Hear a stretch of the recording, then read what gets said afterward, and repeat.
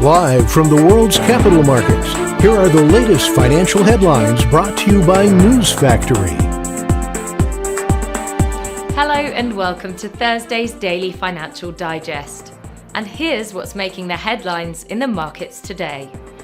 The Bitcoin-dollar pair plummeted 1.1% in the last session. The stochastic indicator is giving a positive signal. The euro dipped a slight 0.2% against the dollar in the last session. The ROC is giving a negative signal. The pound-dollar pair traded sideways in the last session. The ROC is giving a positive signal. The Aussie-dollar pair fell 0.7% in the last session. The stochastic RSI indicates an oversold market.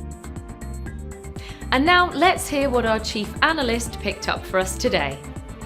Oil prices fell around 1%, retreating for a third straight day on expectations that US interest rate cuts might be deferred due to sustained inflation, which could weaken oil demand. US crude oil inventories rose unexpectedly last week due to a big adjustment for unaccounted barrels, while gasoline stockpiles fell as demand grew ahead of the summer driving season. The Energy Information Administration said the debate around whether Ether is a security has taken center stage in the crypto ecosystem, as the United States Securities and Exchange Commission's deadline for deciding on whether to approve a spot Ether exchange-traded fund is just hours away.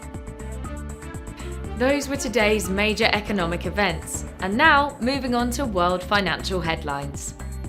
Japan's National Consumer Price Index will be released at 23:30 GMT. The UK's GfK Consumer Confidence at 23:01 GMT.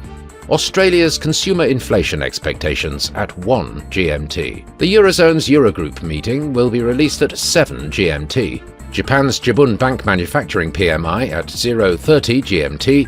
The US initial jobless claims at 12:30 GMT.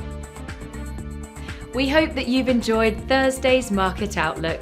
On behalf of all of us here, we wish you a productive trading day. Be sure to join us tomorrow morning for the latest news and events from the financial markets.